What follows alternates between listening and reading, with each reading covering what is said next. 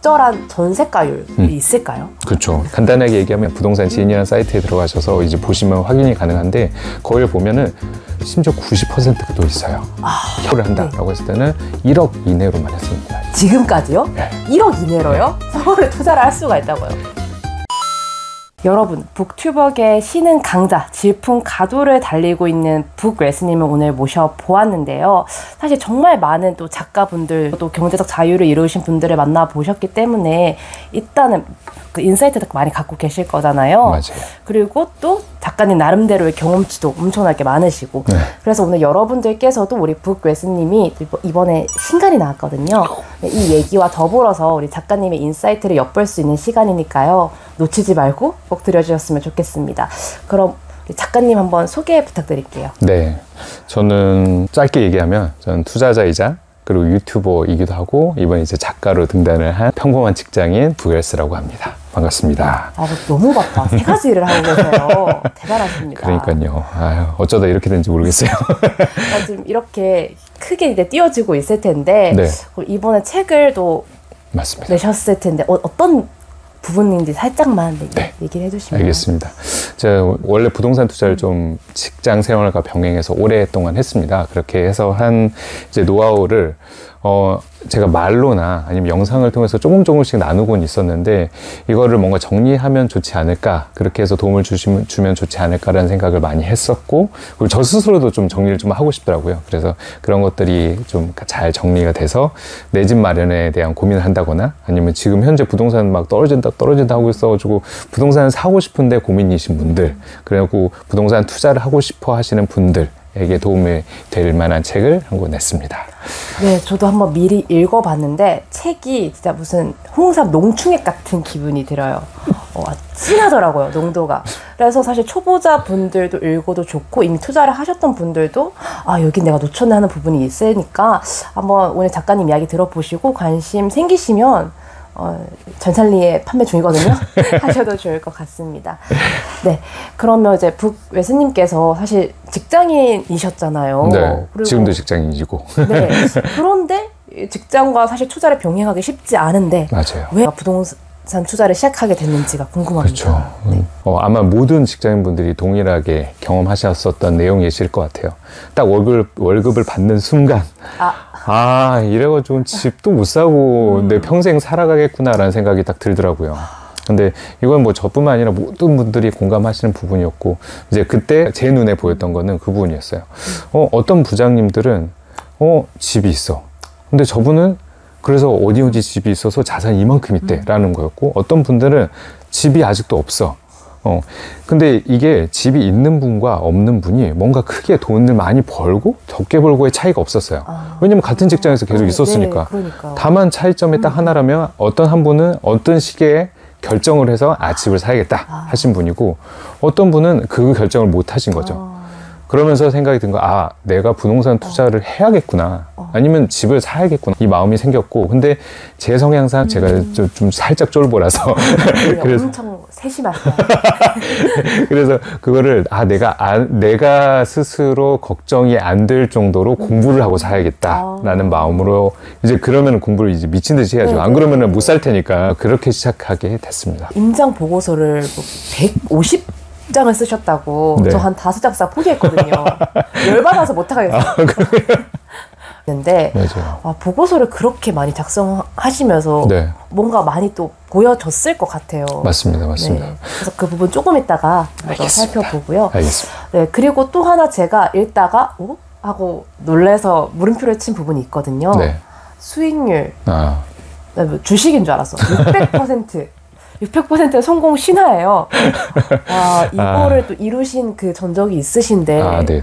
그건 솔직히 얼마나 공부하셨을 때? 공부한 시간은 만약에 시간으로 따지면 한 2, 3년 정도밖에 안 됐을 시기였어요. 네. 저는 한 지역을 엄청나게 많은 시간은 아니지만 한 달이지만 150페이지의 임장보고서 쓰고 적어도 50개 이상의 매물을 보고, 아마 구독자분들 중에 평생을 아파트 매물을 50개도 못 보신 분도 되게 많으실 거예요. 진짜로.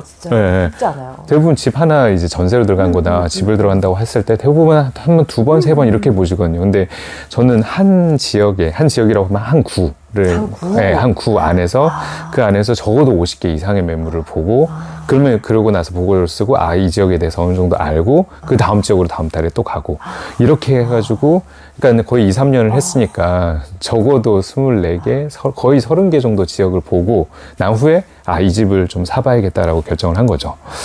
딱 보이셨겠네요. 여기는 저평가다. 네, 좀 싼 거 같다. 괜찮은데. 네, 괜찮은데. 그러니까 20개 정도 넘어가니까 이게 그 사이가 보이는 거예요. 사실 뭐 2개만 봐도 딱 아시잖아요. 이 집이 여기가 더 좋은데 왜 더 싸지? 이런 생각이 보이잖아요. 근데 이게 여러 개 되니까 정말 눈에 좀 보이더라고요. 이쪽이 좀 좋은데 싸네. 그러면서 이제 여기를 해봐야겠다라고 했는데 막상 그 지역이 당시에는 되게 많이 떨어져 있었고 매매가는. 그에 비해서 그 근처에 공단 같은 게 많았어서 전세 수요는 되게 높았어요. 그러다 보니까 갭 투자를 하기에 좀 작았죠. 그래서 좀 운이 좋게 거기를 넣었었고 그게 이제 수익률이 그렇게 많이 나오게 됐었습니다. 네, 그래서 이게 뭐 비쌌는데 더 비싼 게 아니라 제가 보니까 되게 솔직히 말하면 투자금 치고는 되게 적은 액수로 투자를 하셨더라고요. 맞아요. 그런데 이제 이 책이 사실상 좀 소액 투자를 좀 이야기를 많이 해주시거든요. 맞습니다. 근데 이런 생각도 많이 하실 것 같아요. 저도 많이 고민했는데 내가 내 집을 매수해서 들어가기 전에 투자 목적으로 해도 되는지 이게 좀 궁금하거든요. 저는 사실 개인적으로는 기본적으로는 내 집 마련이 되게 중요한 포인트고 그게 모든 사람의 고민이라고 생각을 하거든요. 어느 누구도 내 집을 마련하겠다고 고민을 안 하신 분은 없다고 봐요. 맞아요. 누구나 자기 집 있고 싶죠. 거기 좋은데 안락한 데서 편하게 살고 싶죠. 그래서 그런 부분에 대한 고민이 있을 거라고 생각해서 이 책이 그런 도움이 됐으면 좋겠다라는 생각을 했었는데 근데 이제 자기 집을 갖고 계시는 분들의 대부분 큰 고민이 투자를 하는 순간 나 1주택 비과세 어떻게 이런 거예요. 맞아요. 내 집 마련 딱 하고 나온 후에 걱정이 다른 집으로 갈 때 갈아타야 되는 거 아니야? 이거 팔고 다음 거 사야 되는 거 아니야? 이런 생각을 많이 한단 말이에요. 그래서 이 부분에 대해서는 사실 저는 개인적으로는 그래도 투자를 하셨으면 좋겠다라고 말씀을 드리지만 근데 이거는 철저히 개인적인 선택인 것 같아요. 그러니까 내가 너무 불안해. 부동산을 여러 개 가지고 가고 이거를 막 하는 것도 나도 너무 힘들고 불안하고 내 상황도 아니다라고 한다면 투자를 하는 것보다는 내 집 마련에 조금 집중하셔서 이 책을 쭉 보시면은 충분히 답이 나오실 거라고 저는 생각을 합니다. 그래서 제대로 된 내 첫 집을 마련하는 것만으로도 솔직히 안정적인 자산이 마련될 수가 있잖아요. 맞아요. 그래서 1주택 비과세 요건을 계속 맞추면서 갈 수도 있는 거죠. 그래서 이유조차도 자기가 스스로 선택하되 저는 이 2가지 방법 다 좋다고 생각을 해요. 어떤 형태로든. 그런데 뭐 사실은 다주택으로 여러 개를 하는 게 자산을 형성하기에는 좀 더 빠를 수밖에 없어요. 그거는 반대로 뭐든지 빠르면 그만큼 리스크도 커지는 거기 때문에 그 부분에 대해서 고민을 하시면서 특히 막 역전세 이야기 많이 있었고 전세 사기 이야기도 많이 있었잖아요. 그러니까 전세 사기에 대해서 부정적인 분들은 아니 전세 그렇게 해가지고 막 여러 개 하니까 전세 사기가 되는 거 아니야? 아니에요. 잘 기사 보시면 아시겠지만 그분들은 전세 사기를 목적으로 시작을 한 사람이에요. 애초에. 거기에는 이미 투자자들 그리고 돈을 들이는 사람들 그리고 죄송하지만은 공인중개사 분들까지 가입이 같이 했기 때문에 그런 일들이 가능한 거지 일반적인 그냥 갭 투자를 하시는 분들 다주택을 하시는 분들이 그거를 목적으로 일부러 하기도 생각보다 쉽지는 않아요. 그게. 맞아요. 사기를 치고 싶어서 한 사람이 어딨어. 맞아요. 그리고 그런 사람이 없어요. 그러니까 좀 시기가 안 좋다 보니까 이렇게 된 거지. 맞아요. 이렇게 또 들으니까 생각이 달라지는 것 같습니다. 다행입니다. 자, 그러면 이제 레버리지를 할 때 적절한 전세가율이 있을까요? 그렇죠. 간단하게 얘기하면 부동산 지인이라는 사이트에 들어가셔서 이제 보시면 확인이 가능한데 거기를 보면은 심지어 90%도 있어요. 현재도. 그럼 10%만 솔직히 가지고도 할 수 있는 데들이 있어요. 그래서 사실 전세가율이 높으면 높을수록 그게 거의 극에 달했다라는 생각을 하시면 되거든요. 매매가와 전세가가 거의 비슷해졌다는 거는. 이제 거의 끝이다. 끝이. 왜냐면 이런 거예요. 그 지역 자체가 아니면 그 동네 자체가 이미 집을 사고 싶은 마음이 없으신 거예요. 그 지역이. 그러다 보니까 매매가는 엄청 떨어지고. 그러니까 매매를 안 하고 싶으니까 많은 분들이 전세를 살려고 하다 보니 전세가는 올라가는 거죠. 이게 좀 더 받쳐주다. 이게 거의 이런 이렇게 가까워졌다는 거는 거의 바닥일 확률이 사실은 높다라는 거. 그래서 80%, 90% 이때를 보라고 저는 말씀을 드립니다. 근데 이거는 이 사이의 레버리지를 최대한 적게, 투자금을 적게 하고 싶은 분들이고, 아니야, 나는 조금 좋은 지역을 사고 싶어. 그 안에서 좀 저평가인 데를 찾고 싶을 때, 사실 강남을 보면 강남은 그렇게 절대 안 나와요. 전세가율 엄청 낮잖아요. 엄청나게 낮아요. 네. 왜냐면 여기는 자체가 매매가 아무리 떨어져도 높아. 네, 그걸 사실 수 있는 분들이 들어가요. 맞아요, 맞아요. 네. 그리고 그런 수요가 많기 때문에 아직도 아무리 떨어졌다 해도 그런 수요가 있기 때문에 매매가가 지탱이 어느 정도 되면서 전세가가 낮은 것처럼 보이는 거죠. 아무리 떨어져도 뭐 60, 70% 정도에서 절대 80%, 90%까지 안 가거든요. 그래서 이 적정 수준이라는 건 지역마다 좀 보셔야 된다.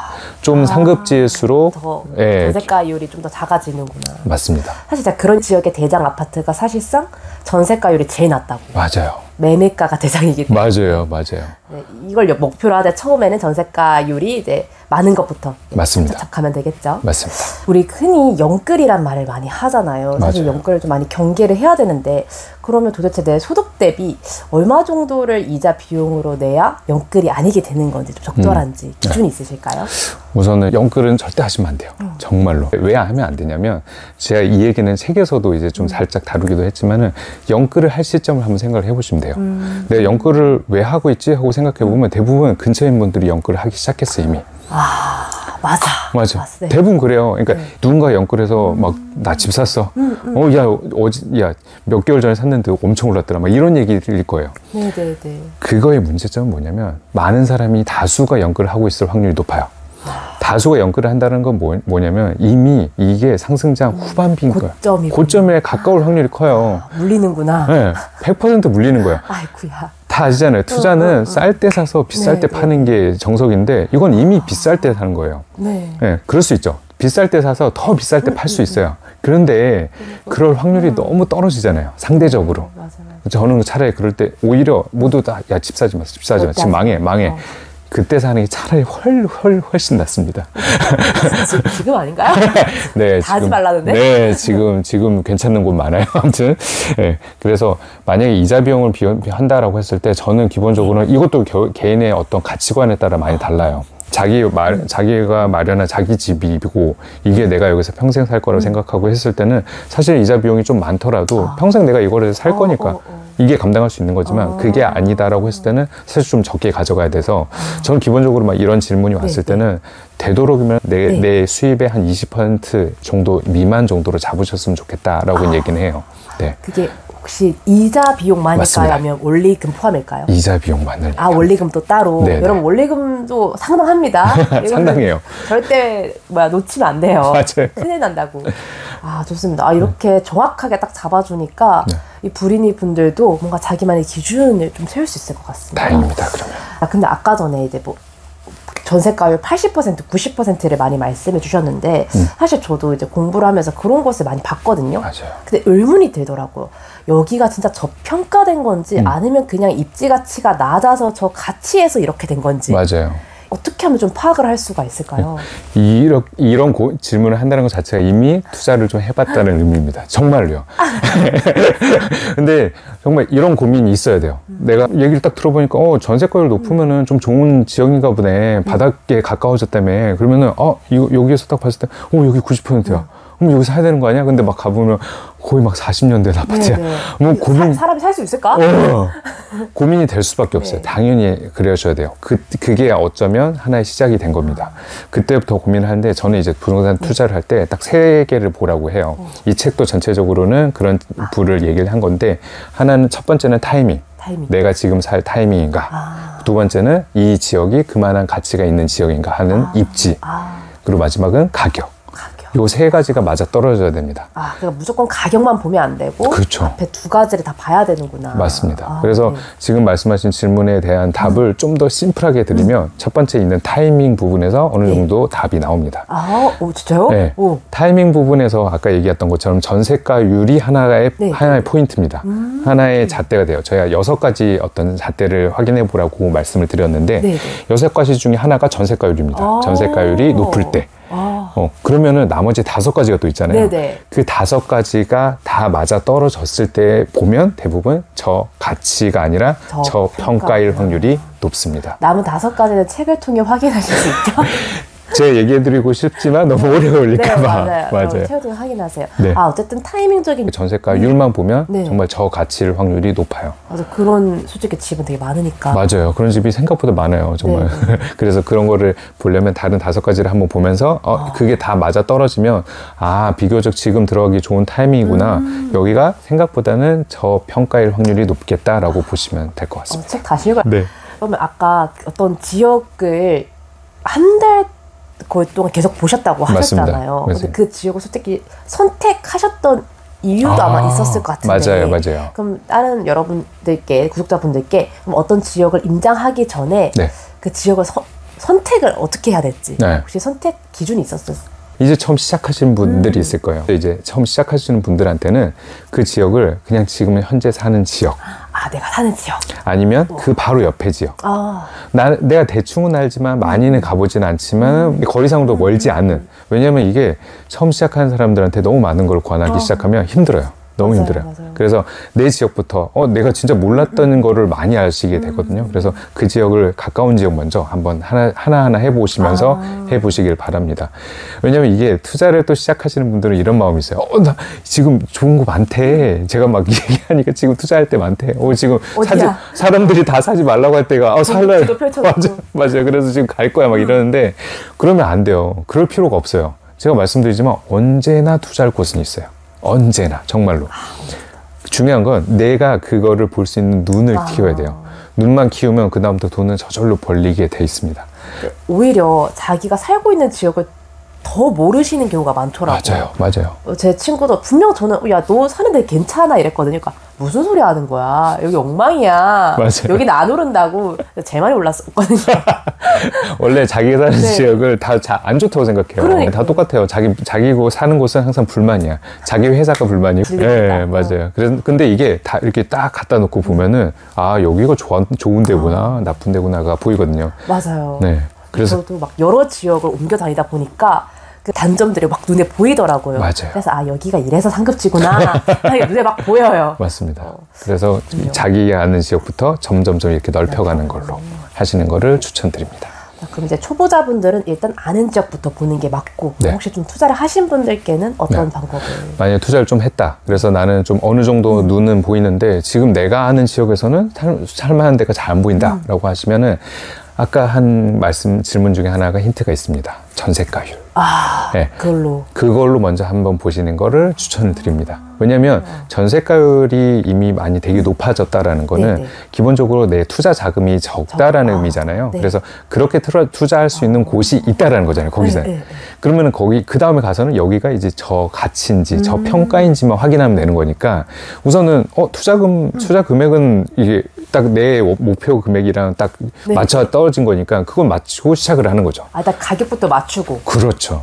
그 다음에 이제 그러면은 좀 더 수월해집니다. 이런 곳도 있지 않나요? 사실 지역 자체가 전세가율이 높은 경우도 있지만 다른 데는 그냥 전세가율이 그냥 전향인데 이 아파트만 유독 전세가율이 높은 경우가 있어요. 있어요. 그거 무슨 경우인가요? 거기에 어떤 수요가 있느냐를 좀 잘 봐야 돼요. 이건 조금 다른 게 여러 가지 케이스가 있을 수 있는데 전세를 살려고 하는 목적의 사람들이 그 근처에 많은 거야. 그래서 예를 들면 거기에 어떤 대형 병원이 있어서 간호사분들이 그냥 살려고 하는데 요 근처에는 이 아파트가 제일 적당해. 가격도 적당해. 이게 딱 맞아 떨어졌을 때 그런 경우가 또 생기고 아니면 이 아파트가 너무 오래됐어. 그 근처에 다른 아파트는 그렇게 오래되지 않는데 이 아파트가 유독 좀 오래돼서 근데 살기는 좋아. 근데 이제 비싸. 매매는 조금 그런 상황인 거죠. 그럴 때는 또 전세가율이 높게 나오기도 하고 이러기도 합니다. 그 아파트 상황이나 수요자들이 누구냐에 따라서 달라지는 거기 때문에 꼭 임장을 가봐야 알 수 있는 부분이잖아요. 맞아요. 근데 이제 전체 전세가율은 이제 전체적으로 이 지역의 어떤 상황이 드러나는 거기 때문에 그러니까 제가 보자는 거는 이제 부동산 지인에서 보는 거는 그 구의 전세가율이거든요. 구 전체의 전세가율. 구 전체의 전세가율이 비교적 높다라는 거는 이 지역 자체가 이미 가격적으로 봤을 때는 많이 조정을 많이 받은 상태다. 그래서 전세가도 많이 올라와야졌다 라는 거를 하는 어떤 증명이기 때문에 여기는 한번 가볼만 하구나라는 어떤 증명이 되는 거죠. 네. 부동산 지인 꼭 활용해 보십시오. 저 참고로 지인이랑 전혀 상관없습니다. 네, 저도 상관없어요. 상관 있었으면 좋겠어. 저도 연락 주세요. 부동산 지인. 네, 연락 많이 주세요. 네.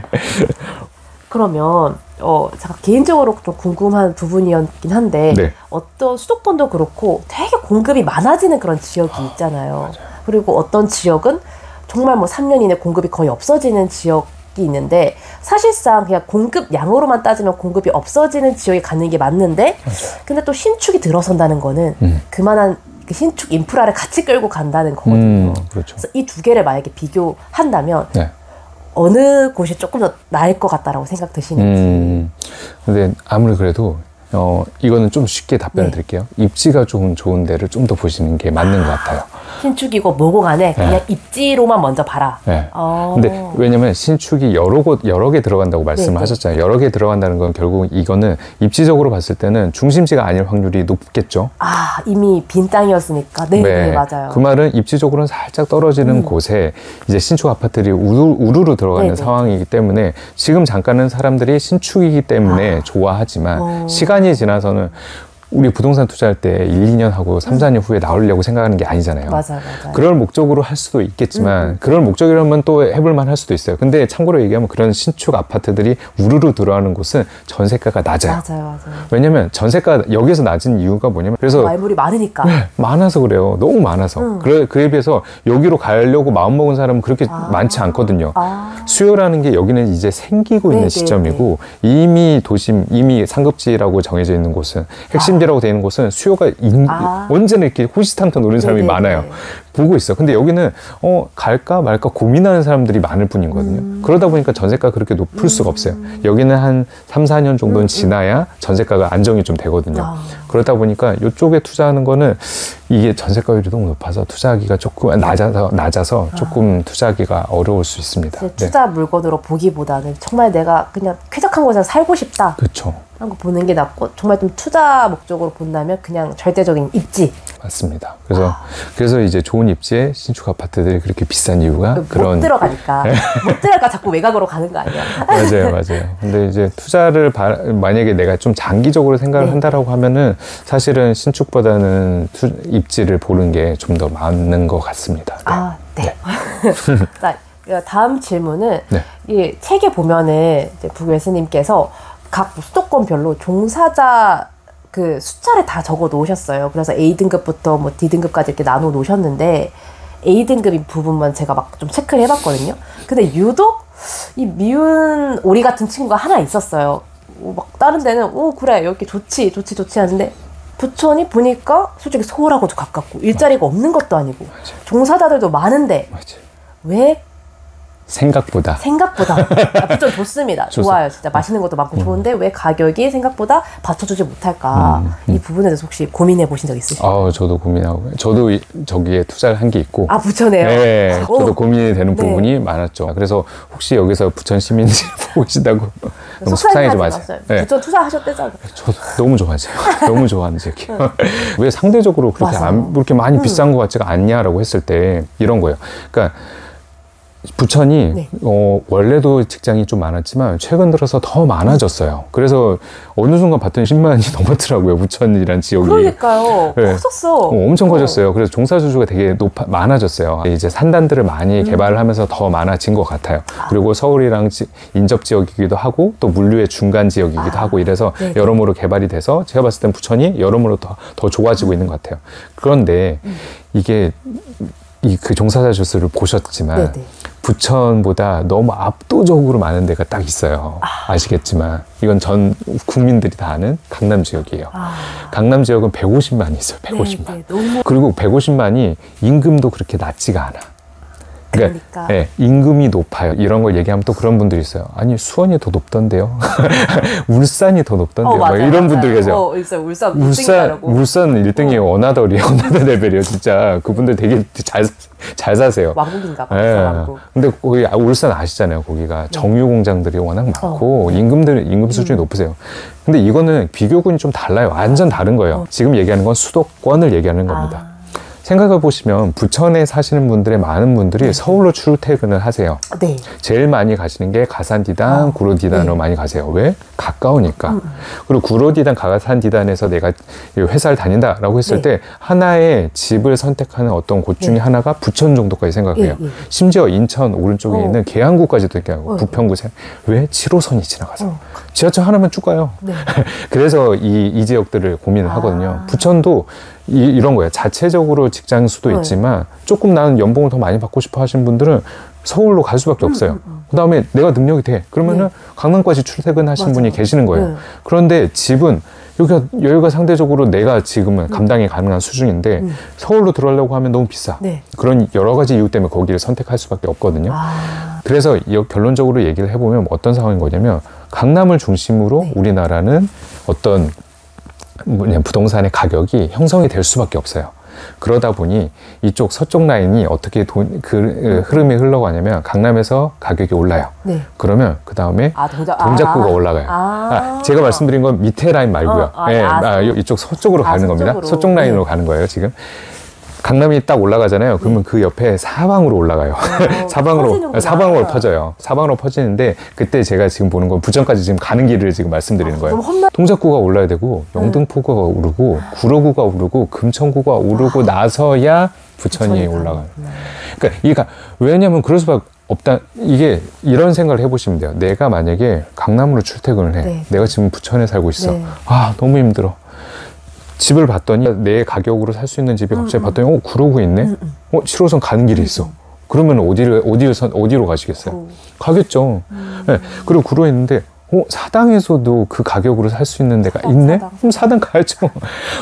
어쩔 수가 없어요. 그러다 보니까 이 흐름대로 흐름이 이어질 수밖에 없습니다. 어쨌든 부천까지 가는 길이 좀 험난하기도 하고 여기 만약에 내가 살 수 있는 여력이 있다면 여기 살지 구태여 부천에 하진 않으니까 맞습니다. 좀 약간 지리적으로 좀 억울하게 끼어 있긴 하네요. 맞아요. 이게 강남이 중심이 되고 그 서쪽에 있다 보니까 이 자체적인 수요보다도 여기에서도 내가 직장을 다닐 수 있지만 이쪽을 다니고 싶은.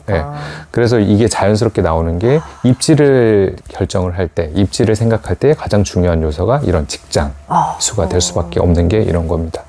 왜냐면 생각해 보세요. 내 하루에서 내가 제일 많이 무엇을 하고 있는지. 일을 하고 있죠. 회사로 가고 회사에서 들어오고 이 일을 월화수목금을 하고 있어요. 이런 상황이다 보니 어쩔 수 없이 저희 집 고를 때 항상 그러잖아요. 회사까지 얼마나 걸리지? 그러다 보니까 직장 바로 옆에 있고 싶어. 근데 안 돼. 안 되면은 여기라도 가까이. 왜냐면 지하철 타고 가야 되니까.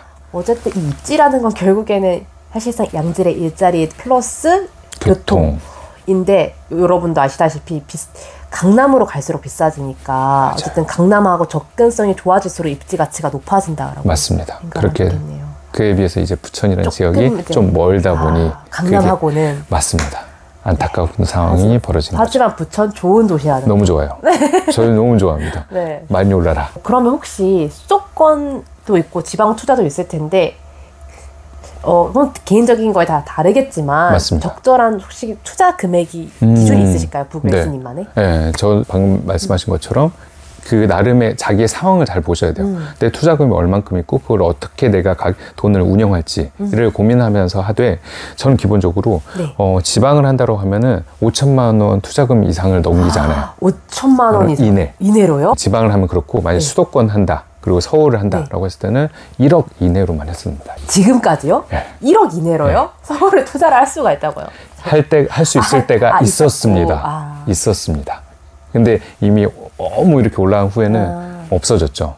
근데 올 겁니다. 다시. 기회가 다시 올 거라서. 그리고 지금도 사실은 1억으로 할 수 있는 데가 있어요. 찾아보면 있죠. 아시잖아요. 이제 찾아보신 분들은 알아요. 근데 안 찾아보신 분들은 말도 안 돼. 무슨 1억으로 할 수 있는 있어요. 정확하게 서울시라고 찍혀있어요. 그 지역이. 다만 그걸 보는 순간 여기가 정말 서울이라고 말할 수 있나? 라고 그런 속상함이 좀 있으실 수도 있어요. 아니면 지역이 아니라 이 아파트 너무 오래된 아파트 실종이 나올 것 같지 않을까. 네. 그런 것처럼 그럴 수는 있지만 아무튼 서울에도 있어요. 그 말인즉슨 언제든지 기회는 있고 언제든지 상황적으로는 그럴 수 있어요. 중요한 건 아까 처음에 얘기한 것처럼 내 눈이 뜨이면 보입니다. 일단 공부를 한 지역이라도 열심히 파는 게 우선일 것 같다라는 생각이 드네요. 어쨌든 지방은 5천만 원 이내, 수도권은 1억 원. 그 지방이라 하면 광역시 포함이신가요? 네, 광역시 포함입니다. 이렇게 말씀을 쉽게 해주니까 뭔가 용기가 생기는 것 같기도 하고 뒷불도 없는데 네. 그 임장을 하실 때 아파트 단지 딱 들어갔을 때 좀 우선적으로 보는 거 몇 가지만 혹시 말씀해 주실 수 있어요? 네, 이제 아마 임장을 처음에 가려고 이제 마음을 딱 먹으신 분들은 겁이 엄청 나실 거예요. 맞아요. 저도 그랬어요. 왜냐면 저는 처음에 정말 임장 간다고 갔는데 제 눈에 정말 콘크리트밖에 안 보이더라고요. 아, 그래요? 저는 아파트가 처음으로 내 눈에 콘크리트 덩어리라고. 신축 보셨나? 그냥 모르겠어요. 그냥 느낌이 그냥 예전까지는 그냥 내가 집을 사는 곳이 그만큼 정말 몰랐어요. 제가 모르는 사람도 할 수 있다는 거 우선 말씀드리고 여기서 꼭 4가지는 보셨으면 좋겠다라고 해드립니다. 그런 건 뭐냐면 우선 지도 꼭 보세요. 아, 지도? 지도도 안 보고 가시는 분들이 가끔 계세요. 길게 얘기 안 하겠습니다. 지도, 네이버 지도라도 꼭 보고 내가 어디로 갈지는 이렇게 길은 좀 찾아놓고 어디로 가야 될지 모르겠으면은 주요 상권 딱 봐도 이제 지하철역 큰 데 있잖아요. 거기랑 아파트 몰려있는 곳 요 2개는 꼭 한번 둘러보세요. 그러면은 대충 요 지역이 이런 곳이구나 라는 걸 알게 됩니다. 2번째는 이게 정말 핵심 중에 핵심이고 임장을 많이 하신 분들도 또 좀 놓치는 부분인데 사람을 봐야 돼요. 사람이요? 네. 누가 많이 다니는지? 네, 어떤 사람들이 여기에 다니는지, 어떤 옷을 입고 다니는지, 어떤 모양새를 하고 다니는지, 어떤 스타일의 사람들인지. 그러니까 가령 이런 거예요. 직장인들이 막 많이 다녀. 왜 여기서 왜 직장으로 가지? 그래서 출퇴근 시간에도 보시면 되게 좋아요. 네. 그리고 이제 남자분들은 이게 조금 떨어지는데 여자분들이 되게 잘하는 건 뭐냐면 그들의 옷을 스캔을 하고 여기 대충 어느 정도 살겠다라는 느낌을 딱 느끼시더라고요. 소득 수준? 맞아요. 그래서 만약에 남자분이시면 여자분이랑 꼭 같이 가세요. 결혼하셨으면 와이프분이랑 한번 가보세요. 와이프 말을 항상 잘 들어야 돼요. 네네. 근데 정말 그게 생각보다 정말 비슷해요.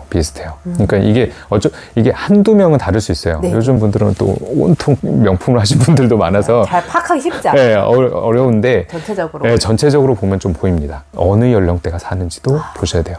대체적으로 노인 인구가 많은지 젊은 사람이 많은지. 근데 또 이러시면 안 돼요. 거의 막 2시, 3시 한창 일하는 시간에 가셔서 여기 어르신만 너무 많아요. 이러면 안 돼. 그러면 안 돼. 왜 이렇게 저도 맨날 그렇거든요.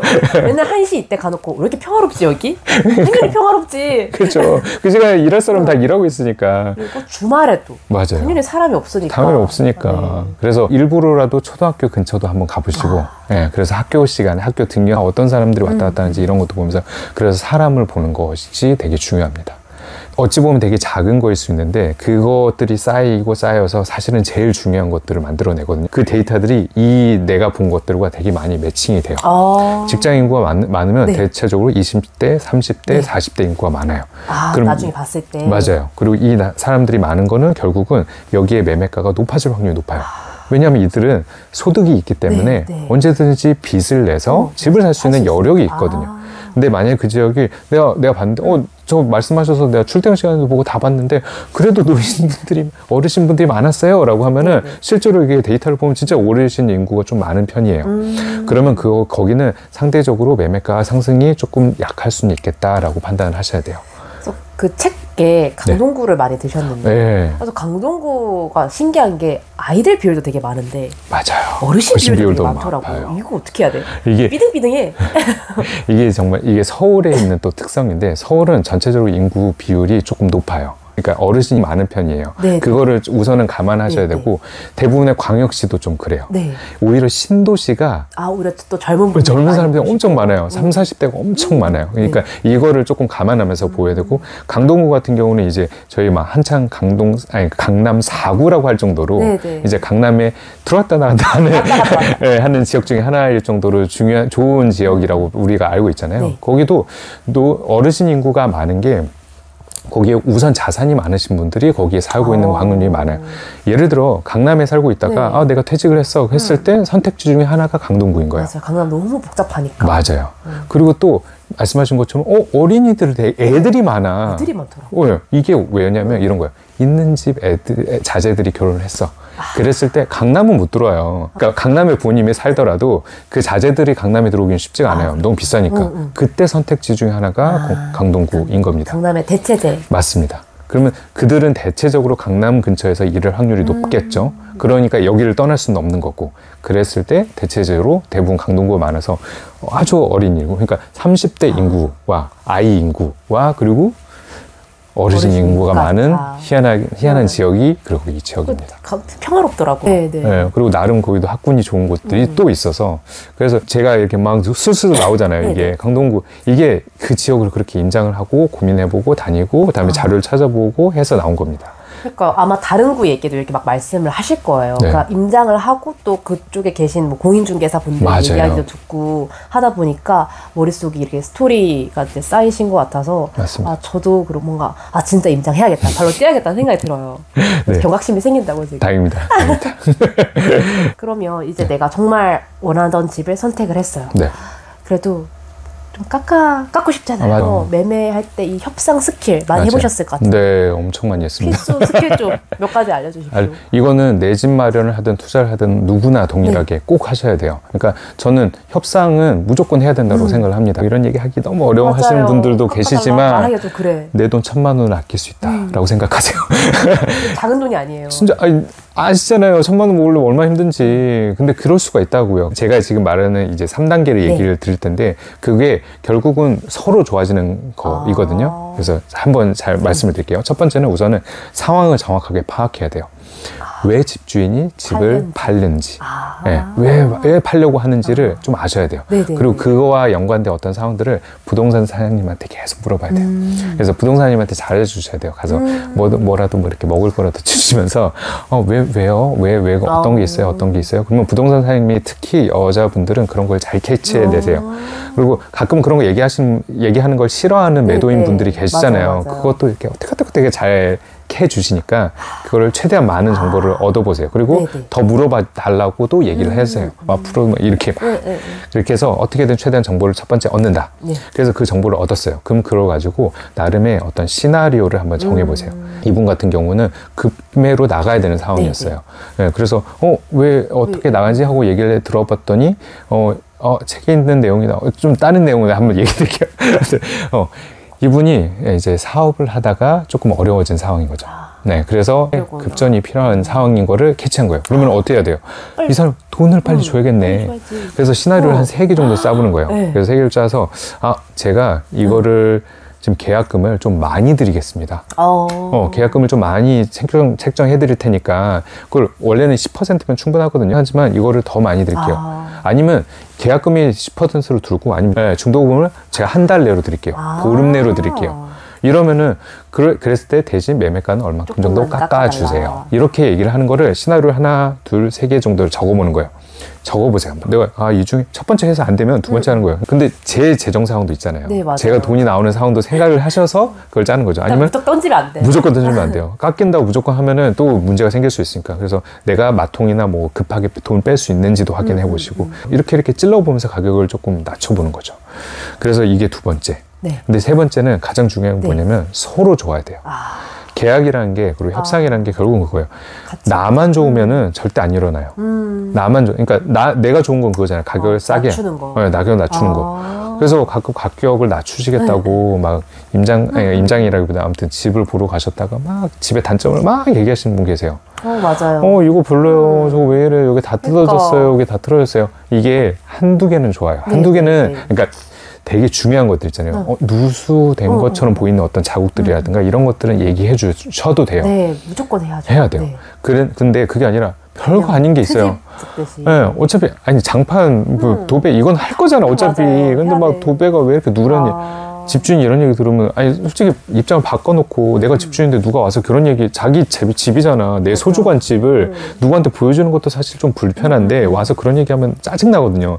안 팔고 말지. 안 팔고 말지. 그리고 딴 사람 팔면 돼. 맞아. 이런 생각이 들 수밖에 없거든요. 그러니까 가격을 깎을 목적으로 그렇게 하지 마시고 정말 중요한 거 외에는 그런 것들도 그냥 좀 자제하시고 그러면서 항상 상대도 좋고 나도 좋은 거. 아까 얘기한 것처럼 급전이 필요하기 때문에 급전을 먼저 주는 거예요. 그랬을 때 내가 얻을 수 있는 거 가격을 좀 깎는 거 이렇게 이야기를 만들어가는 게 더 중요한 것 같습니다. 제가 얼마 전에 그래서 깎였거든요. 아 나의 그 입장을 배려를 해줘서. 그러니까요. 네, 그래서 항상 얘기를 안 하려고 했거든요. 근데 저는 무조건 이 날에 그러니까 최대한 잔금비를 미뤄야 되는 그런 상황이었거든요. 그러니까 이거 밀어줄 테니까 대신 얼마나 깎아달라. 또 어쩔 수 없이 해줘야지. 이렇게 밀어주는데. 그래서 꼭 매도인분의 상황을 보는 게 진짜 좋을 것 같아요. 그럼 매도인도 좋고 맞아요. 매수하는 자신도 좋고. 맞아요. 그리고 약간 책에 보니까 이 트집보다는 좀 칭찬을 좀 해주는 것도 좋은 방법이라고 하는데요. 사실은 오히려 칭찬하는 게 더 좋긴 해요. 그러니까, 그러니까 특히 내 집을 살다가 파시는 분한테 딱 집에 가면 느낌이 있거든요. 이 집은 되게 오랫동안 이분이 사셨겠다라는 느낌이 있어요. 집이 딱 봐도 너무 오래돼 보여. 라도 반대의 표현이 있잖아요. 너무 아늑하다. 같은 마음. 그러니까 따뜻하다. 여기 되게 좋다. 나도 여기 살고 싶다. 이런 얘기를 하면은 기분이 달라져요. 자기가 아까워서 이렇게 파는데 이게 되게 사람의 심리가 되게 신기해요. 맞아요. 내 집이었어서 이거를 그냥 좋은 사람한테 주고 싶은 마음이 희한하게 있어. 그래서 이걸 칭찬하는 게 되게 좋은 겁니다. 그래서 되도록이면 칭찬을 해주세요. 그래서 그렇게 협상을 해보시면 좋지 않을까. 그래서 3단계 정보를 최대한 확인을 해보시고 그걸 가지고 어떻게든 그들도 좋고 나도 좋고 윈윈이 되는 그걸 한번 고민해 보시면 좋을 것 같습니다. 정말 많이 배웠습니다. 보통 이제 협상이 아니라 싸우려고 하시는 분들 많거든요. 맞아. 어떻게든 내 거 더 가져가려고. 맞아요. 근데 그러면 항상 파국으로 결말이 쌌기 때문에 맞아요. 어떻게든 서로 그냥 기분 좋게 좋은 집 받고 판다라고 생각을 하고 하시면 좋을 것 같습니다. 맞습니다. 이렇게 부동산 첫 시작 투자부터 매매 협상 스킬까지 A to Z까지 다 알아봤거든요. 아낌없이 정말 다 풀어주신 부교수님께 너무너무 감사드리고 아니네. 사실 이 말씀드린 내용은 이 책에 정말 이 부분밖에 안 돼요. 진짜 중요한 게 너무 많아 그 안에. 그래서 꼭 특히 불인이 분들 부동산 공부해보고 싶은 분들은 지금 공부하기 너무 좋은 시기잖아요. 맞습니다. 네, 지금 이 기회를 삼아서 공부해 보셨으면 좋겠습니다. 네. 마지막으로 우리 영예리치 구독자분들께 한마디. 네. 지금 아마 부동산 얘기를 하면은 부동산 아니야. 글렀어. 이런 생각 드시죠? 되게 많은 사람이 그런 생각을 하고 있거든요. 항상 투자는 반대로 하셔야 돼요. 반대로 역발상이 제일 중요합니다. 역발상 하라고 했다고 해서 지금 사라는 게 아니에요. 당장 바로 사라는 게 아니라 지금 공부하는 거예요. 방금 영훈이 말씀하신 것처럼 공부하기 정말 좋은 시기예요. 그리고 지금도 투자하기 좋은 게 많아요. 그리고 내 집 마련하기에도 정말 좋은 시기가 돼 있는 지역이 있어요. 다는 아닙니다. 그래서 지금 책을 보고 공부를 해야 될 시기라고 저는 생각을 합니다. 그래서 제 책이 좀 부족하지만 제 나름대로는 최선을 다해서 많이 적어놨고 혹시라도 도움이 되셨으면 좋겠고 그다음에 그 시간을 통해서 절대로 자기가 꿈꾸는 것들 놓치지 않으셨으면 좋겠어요. 그러니까 아마 요즘 이제 막 부동산 떨어지고 주식도 국내 주식 같은 경우 미국 주식은 아주 날아가지만 왜 그러는 거야? 그러니까요. 국내 주식 너무 안 좋으니까 사람들이 막 다들 이건 뭐 이것도 안 돼 저것도 안 돼 막 이렇게 생각하시는 분들이 많은데 항상 투자 시작할 때 그거 많이 배우고 시작했잖아요. 모든 자산은 등락이 심하다. 등락이 있다. 언제 오르는 때가 있으면 내릴 때가 있는 거고 내릴 때가 있기 때문에 반대로 오를 때가 있는 거거든요. 그러면 저희는 오를 때를 준비를 해야 되잖아요. 그래서 꼭 공부하시면서 꼭 성투하셔서 꼭 원하시는 삶을 살길 바라겠습니다. 감사합니다. 추천해 주셔서 정말 감사합니다. 제가 더 감사합니다. 그럼 여러분 영예리치도 북웰스도 구독, 좋아요, 알람 설정 부탁드려요. 그럼 다음 시간에 만나요. 안녕.